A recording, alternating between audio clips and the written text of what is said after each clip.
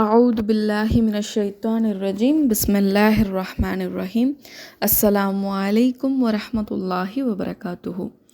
அல்லாஹுடைய கிருபையால் இந்த ரமலானில் 10 நோன்புகளை நம்ம கடந்திருக்கோம். அல்ஹம்துலில்லாஹ்.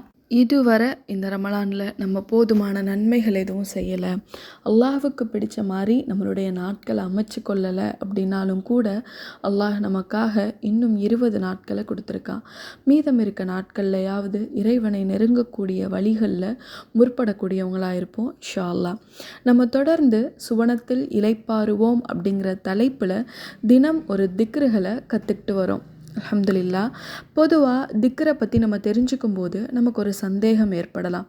சில திக்ருகள் அல்லாஹுடைய வல்லமையை போற்றக்கூடியதாக இருக்கே, சில திக்ருகள் அல்லாஹுக்கு நன்றி செலுத்துகிற வகையில் இருக்கே, சில திக்ருகள் அல்லாஹுவை புகழ்கிற மாதிரி இருக்கே, நம்ம மன்னிப்புன்னு நினச்ச வார்த்தைகள் கூட திக்ரா சொல்லப்படுதே, அப்போது எதுதான் திக்ர் அப்படிங்கிற ஒரு சின்ன தடுமாற்றம் நமக்கு ஏற்படலாம். பாருங்கள், திக்ர் அப்படிங்கிறது அல்லாஹுவை நினைவு கூறுதல். அது என்னவா வேணாலும் இருக்கலாம். இறைவனை நினைவு கூறுற விதமாக அவனுடைய வார்த்தைகளான குரானை எடுத்து ஓதுறது கூட திக்ரா தான் கருதப்படுது. இன்னென்ன வார்த்தைகள் தான், இதுதான் திக்ர், இப்படி சொன்னாதான் திக்ர் அப்படிங்கிறதுக்கான எந்த வரைமுறையுமே இல்லை. அல்லாஹுவை நினைக்கக்கூடிய ஒவ்வொரு வார்த்தையுமே திக்ரு தான். நம்ம அல்லாஹுடைய பெயர்களை சொல்லி அழைக்கிறோம் அப்படின்னாலுமே அதுவுமே திக்ரா தான் கருதப்படுது. இப்போ மொத்தம் எத்தனை வகையான திக்ர் இருக்குன்னு பாருங்களேன். முதல்ல தஹ்லீல் அப்படிங்கிறது ஒரு திக்ர். தஹ்லீலுடைய வார்த்தைகள், அதாவது லா இலாஹ இல்லல்லான்னு வரக்கூடிய வார்த்தைகளை கொண்ட எல்லாமே தஹ்லீல்னு சொல்லுவோம். வணக்கத்திற்குரியவன் அல்லாஹுவை தவிர வேறு யாரும் இல்லை அப்படின்னு சொல்லக்கூடிய வாக்கியங்களும் திக்ரா கருதப்படுது. ரெண்டாவது தஸ்பீஹ் அப்படின்னு சொல்லக்கூடிய வார்த்தைகள். எதை நம்ம தஸ்பீஹ்னு சொல்லுவோம்? அல்லாஹை போற்றி அவனை பெருமைப்படுத்தக்கூடிய வார்த்தைகள். சுபஹானல்லாஹ் அப்படின்னு சொல்லி அவனுடைய மகிமையையும் அவனுடைய வல்லமையையும் போற்றக்கூடிய வார்த்தைகளை தான் நம்ம தஸ்பீஹ்னு சொல்லுவோம். இப்போ சுபஹானல்லாஹ் அப்படிங்கிறதெல்லாம் தஸ்பீஹ். அடுத்த திக்ரில் என்ன வார்த்தை இருக்குது அப்படின்னா தஹ்மீத். அல்லாஹுவை புகழக்கூடிய வார்த்தையும் தஹ்மீதில் வரும், அல்லாஹுக்கு நன்றி செலுத்தக்கூடிய வார்த்தைகளும் தஹ்மீதில் வரும். இப்போ அல்ஹம்துலில்லாஹ் அப்படின்ற வர்றது எல்லாமே தஹ்மீதுக்குள்ளே அடங்கும். அடுத்து பார்த்தோம் அப்படின்னா தக்பீர். தக்பீர்னா என்ன? அல்லாஹ் உயர்ந்தவன் அப்படின்னு சொல்லி அவனை புகழக்கூடிய வார்த்தைகள். அல்லாஹ் உயர்ந்தவன், அல்லாஹு அக்பர் அப்படிங்கிறது எல்லாமே தக்பீரில் வரும். அடுத்த திக்ரு என்ன பார்த்தீங்க அப்படின்னா இஸ்திக்ஃபார். மன்னிக்க சொல்லி கேட்குறது. அஸ்தக்ஃபிருல்லாஹ், ஃபக்ஃபிர்லி, அந்த மாதிரியான வார்த்தைகள் எல்லாமே எதில் வரும்னா இஸ்திக்ஃபாரில் வரும். அப்போ திக்ரில் தஹ்லீல் இருக்குது, தஸ்பீஹ் இருக்குது, தஹ்மீத் இருக்குது, தக்பீர் இருக்குது, இஸ்திக்ஃபார் இருக்குது. இது எல்லாமே திக்ருக்குள்ளே அடங்கும். இது திக்ரை பற்றின ஒரு சின்ன குறிப்பு. இன்றைக்கி நம்ம கற்றுக்க போகிற திக்ரு என்ன அப்படின்னு பார்த்தீங்க அப்படின்னா நபி ஸல்லல்லாஹு அலைஹி வஸல்லம் அவங்களுக்கு மிகவும் விருப்பமான ஒரு திக்ர். நபி ஸல்லல்லாஹு அலைஹி வஸல்லம் அவங்க சொல்கிறாங்க, எனக்கு விருப்பமான ஒரு திக்ரு, இதை நீங்கள் சொன்னீங்க அப்படின்னா வான பூமி இது ரெண்டுலேயும் உள்ள விஷயங்கள் எல்லாத்தையும் விடவும் இந்த திக்ர் தான் எனக்கு விருப்பமானதுன்ற சொல்கிறாங்க. நம்ம நிறைய திக்ருகள் இது வரைக்கும் பார்த்தோம். அல்லாஹுடைய கோபத்திலிருந்து பாதுகாப்பு பெற திக்ர் பார்த்தோம், நன்மையை தரக்கூடிய திக்ர், தீமையை அழிக்கக்கூடிய திக்ர், அதுக்கப்புறம் மன்னிப்பை பெற்று தரக்கூடிய திக்ர், சுவனத்துடைய அதாவது வானத்துடைய வாசல்களை திறந்து வைக்கக்கூடிய திக்ர் அப்படின்னு சொல்லி நிறைய விதமான திக்ரை பார்த்தோம். இன்றைக்கி நம்ம தெரிஞ்சுக்க போகிறது நபி ஸல்லல்லாஹு அலைஹி வஸல்லம் அவங்களுக்கு நம்மளுடைய நேசருக்கு நம்ம தலைவருக்கு பிடித்தமான ஒரு திக்ர். இந்த திக்ரை பற்றி சொல்லும் போது என்ன சொல்கிறாங்க அப்படின்னா, இந்த பூமியில் இருக்கிற எல்லா விஷயங்களை விடவும் இந்த வார்த்தைகள் எனக்கு ரொம்ப விருப்பமானது. நபி ஸல்லல்லாஹு அலைஹி வஸல்லம் அவங்களுக்கு விருப்பமான ஒரு செயலை நம்ம செஞ்சோம் அப்படின்னா நபி ஸல்லல்லாஹு அலைஹி வஸல்லம் அவங்களுடைய கட்டளையை பின்பற்றக்கூடிய ஒரு நபராக நம்ம மாறுறோம். நபி ஸல்லல்லாஹு அலைஹி வஸல்லம் அவங்கள நேசிக்கக்கூடிய நபராக மாறுறோம்.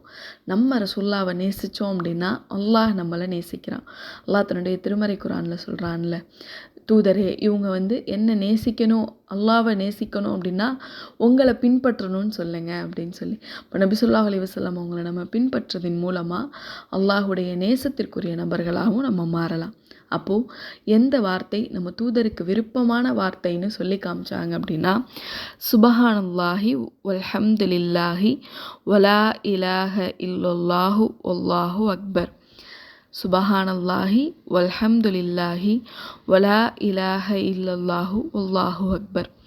சுபஹானல்லாஹி அல்லாஹ் தூய்மையானவன், வல்ஹம்துலில்லாஹி புகழனைத்தும் அவனுக்கே உரியது, வலா இலாஹ இல்லல்லாஹ் வணக்கத்திற்குரியவன் அல்லாஹுவை தவிர வேறு யாரும் இல்லை, அல்லாஹு அக்பர் அல்லாஹ் மிக பெரியவன். இதுதான் ரசூல்லாவுக்கு ரொம்ப விருப்பமான திக்ர். ஏன் ரசூல்லாவுக்கு இது விருப்பமான திக்ருன்னு தெரியுமா? ஏன்னா நம்ம ஆரம்பத்தில் படித்தோம் தெரியுமா, திக்ரின் வகைகள் என்னென்ன அப்படின்னு சொல்லி நம்ம இந்த உரையுடைய ஆரம்பத்தில் சொன்னோம். தஹ்லீல் இருக்குது, தஸ்பீஹ் இருக்குது, தஹ்மீத் இருக்குது, இஸ்திக்ஃபார் இருக்குது. அப்போது இந்த 5 அமைப்புகளில் 4 இந்த திக்ரில் நபி ஸல்லல்லாஹு அலைஹி வஸல்லம் அவங்க எனக்கு விருப்பமான திக்ருன்னு சொல்கிறாங்க பாருங்களேன். அந்த திக்ரில் அடங்கியிருக்கு. சுபஹானல்லாஹ் அப்படிங்கிற தஸ்பீஹ் இருக்குது, வல்ஹம்துலில்லாஹ் அப்படிங்கிற தஹ்மீத் இருக்குது, வலா இலாஹ இல்லல்லாஹ் அப்படிங்கிற தஹ்லீல் இருக்குது, அல்லாஹு அக்பர் அப்படிங்கிற தக்பீர் இருக்குது. இஸ்திக்ஃபாரை தவிர மீதி 4 வகையான திக்ரும் இந்த வாசகத்துக்குள்ளே உள்ளடங்கியிருக்கு. அதனால தான் நபி ஸல்லல்லாஹு அலைஹி வஸல்லம் அவங்களுக்கு இந்த ஒரு திக்ர் ரொம்ப விருப்பத்திற்குரியதாக இருக்குது. அப்போது அல்லாஹ் தன்னுடைய அடியான் நினைவு கூறணும்னு விரும்புகிறான் தானே. அப்போ அந்த நினைவு கூறுற வார்த்தைகளில் அவனுக்கு பிடித்தமான எல்லாமே உள்ளடங்கியிருக்க இந்த வார்த்தை ரொம்ப மேலானதாக தான் இருக்கும். இப்போ நம்மளும் இந்த திக்ரை தொடர்ந்து ஓதக்கூடியவங்களாக இருப்போம். திக்ரை நம்மளில் சிலர் எப்படி ஓதுறோம் அப்படின்னா, வெறும் வாய் வார்த்தையால் ஓதுறோம். வெறும் வார்த்தைகளால் ஓதுறதுல எந்த ஒரு ஆழம் உணராமல் அதனுடைய அர்த்தம் விளங்காமல் நம்ம வார்த்தைகளால் ஓதுறதால திக்ருடைய நன்மைகளை நம்ம அடைஞ்சிக்க முடியுமா? இமாம் இப்னு கையம் சொல்கிறாங்க, திக்ர் அப்படிங்கிறது ஒரு மனிதனுடைய உள்ளத்தில் தோன்றி அவனுடைய நாவில் வெளிப்படக்கூடியதாக இருக்கணும். வெறுமென நாவின் நுனியில் வெளிப்படக்கூடிய திக்ருகள் நமக்கு எந்த நன்மையும் பெற்றுத்தராது. இவ்வளோ படித்தோமே, இவ்வளோ சிறப்புகள் படித்தோம், இந்த எந்த சிறப்பையுமே நம்மளால் அடைஞ்சிக்க முடியாது. அப்போது உண்மையான திக்ர், இறைவனுக்கு நெருக்கமான திக்ர் எப்படி வெளியாகும் அப்படின்னா, உள்ளத்திலிருந்து தோன்றி நாவில் வெளியாகணும். முதல்ல உள்ளத்தில் அதை உணரணும். சுபஹானல்லாஹ், அல்லாஹ் பெரியவன்னா, அல்லாஹ் மேன்மையானவன், அவன் தூய்மையானவன் அப்படின்னா எந்தெந்த விதத்துலலாம் அவன் தூய்மையானவன், அவனை நான் புகழ்கிறேன் அப்படின்னா எதுக்காகலாம் நான் அவனை புகழ்கிறேன், வணக்கத்திற்குரியவன் அவனை தவிர வேறு யாரும் இல்லைன்னா எந்த வகையில் உணர்ந்து நான் அந்த வார்த்தையை வெளிப்படுத்துகிறேன். அல்லாஹு அக்பர் அப்படின்னு சொல்லும்போது உண்மையே என்னுடைய வாழ்க்கையில் உணர்ந்து நான் அந்த வார்த்தையை வெளிப்படுத்துகிறேனா அப்படிங்கிறத நம்ம சிந்திச்சு பார்க்கணும். இப்போ இமாம் இப்னு கையம் சொன்னது போல் திக்ர் உள்ளத்தில் தோன்றி நாவில் வெளியாகணும். அப்படி நாவில் வெளியாகக்கூடிய அந்த திக்ரு ஒரு மனிதனை அல்லாஹ்வை தெரிஞ்சுக்க வைக்குது, அல்லாஹுடைய அன்பை பெறணும்னு ஏங்க வைக்குது, அல்லாஹ் கிட்ட நெருக்கத்தை ஏற்படுத்துது, அல்லாஹ் மீதான ஒரு அச்சத்தையும் அல்லாஹோட ஒரு நல்ல ஒரு தொடர்பையும் ஏற்படுத்துதுன்னு சொல்கிறாங்க. அப்போது இந்த விதமான இறைவனுடைய அன்பும் அச்சமும் இறைவன்கிட்ட நெருக்கத்தையும் அல்லாஹ்வை பற்றி தெரிஞ்சுக்கக்கூடிய வகையிலையும் திக்ரு செய்யக்கூடிய மனிதர்களாக இன்ஷா அல்லாஹ் நாம் ஒவ்வொருவருமாக முயற்சி செய்வோம். அஸ்ஸலாமு அலைக்கும் வரஹ்மத்துல்லாஹி வபரகாத்துஹு.